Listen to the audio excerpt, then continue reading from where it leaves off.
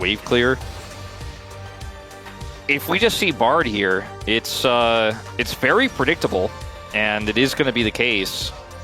On one hand, I don't think this is the most optimal position for Bard or Jhin on the side of T1. Yeah. Sometimes it's more than like 2. You know, sometimes T1 are going to get this first streak with the prior they have, Shocker. Sometimes when I'm playing top lane, and I'm kind of multitasking on my computer, I put that crap. With these champs and the lane prior they have, might be enough to get over the line. No missed. He's in a lot of trouble here. He does have flash at least. He's pushing forward into the turret. A lot of needles do come down. There's no TPs available. There's no jungler on the way. He's just dead. First blood goes. Chovy's pushing a wave bottom as Ruler catches a wave in the mid lane. 1. Oh, and we got a play here once again on the Chovy. Still no flash from the earlier Realm Warp, but now he's just able to get in and punish. It's another kill. It goes over. Back and I got a little bit worried. Still a little bit worried. A bit of a setup brewing here from GENG. Looks like they want to take some kind of fight. We have Exhaust here on a Ruler as Keria is calling for this. And now the Magical Journey. Looks like Keria can't quite get in there, but now the TP on in into immediate Tempered Fate. Faker is in that backline with no escape as a bunch of damage is being done. Doran there as well, but the needles go in, and Faker actually got out of there. Doran now in the backline himself as Faker does get taken down eventually. GENG trying to press forward. They got this strong Gwen trying to frontline, but they can't really deal with Guma. And so now they're on the run, but can they run away from the Jhin? There. Keria, guess what he's got? His Realm Warp for the exit. And it just feels like that shouldn't have happened. Like, it doesn't feel like you should be able to get away with that. And yet T1 do.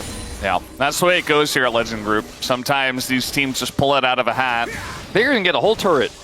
Yeah, he's just going to get this one here. Straight for the Rift Heralds. A big group up, tons of wardage, and that's commitment from GENG on the top side of the map.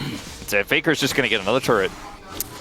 Yeah, it seems to be his game plan, is just let them get objectives and just kind of side lane. It's better than not side laning. Dura going to take a ton of damage. Doran as well lays down the ult, but they're not contesting for this. You see that Owner is in the top jungle of GENG. Right, makes it much easier for them to lock down, especially with that bit of a lack of engage that you were talking about as they engage on the Trundle. Trying to take down Owner is not going to happen, and immediately Duro just gets burst to shreds. And the rest of GENG just on the run, not really wanting to take the rest of the fight. Doran a little bit low, but you see that Keen is back. He may be looking to TP back into this fight. Yeah, some heals coming through just a little bit there from the Bard.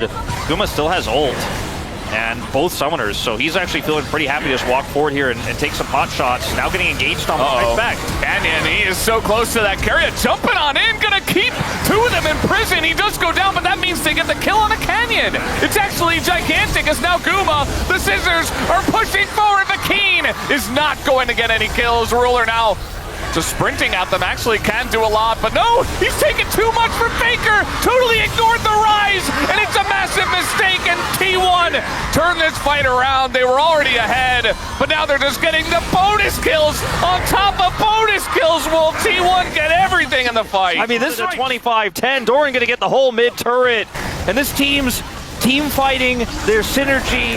Everyone, plus an extra rel and the Baron. So now it's like 8,000 gold to lead for T1. The compositions begin to have less meaning as we get to these sorts of numbers. And Keria's on the flank.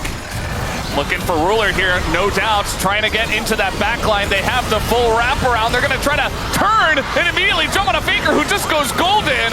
With the help of Keria, goes golden again. And the rest of his team is just cleaning up. The wallets are gigantic. T1 are styling on GENG. Not even close. Chovy running as fast as his phase rush will take him. I don't think he gets out of this one.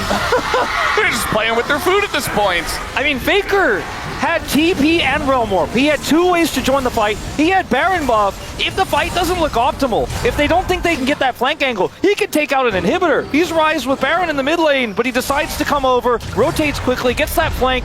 Who says stopwatch Sonya's double stasis is dead? Keria says it's very much alive. That he just lives through everything with a safe Rod of Ages, Seraphs, and quick arm guard buys. The guy is just unkillable. He's really making them right? Trying to make a play here once again. They're really trying to bully Rulers. It's very obvious. They're like, okay, we got a target on this guy's back. And now GENG down 13,000 gold, looking for the angle. Oh man, just dropping Aurora ultimates on top of Jovi's head as the shots ring true. Owner just running at them at this point in time, gonna remove some blockers. There's the stun, and Rulers, they get him first again. And yeah, T1 really just styling on them at this point, just having a lot of fun. The fans are getting a great kick out of this game, at least on the T1 side. You saw the facial expressions of the GENG fans earlier. Didn't look great. This is just a dominant victory, no two ways about it. I feel like we didn't see GENG at all in game one, and T1 making a statement here. Keen doing a lot of damage, but I think with him being really the only one left, it's not going to matter here, Valdez. How do you recover from a loss like this? I mean, GENG's played a lot of tough series that went the distance this year. I think they're the team that can handle it, but I don't know, Valdez. The crowd favors T1. T1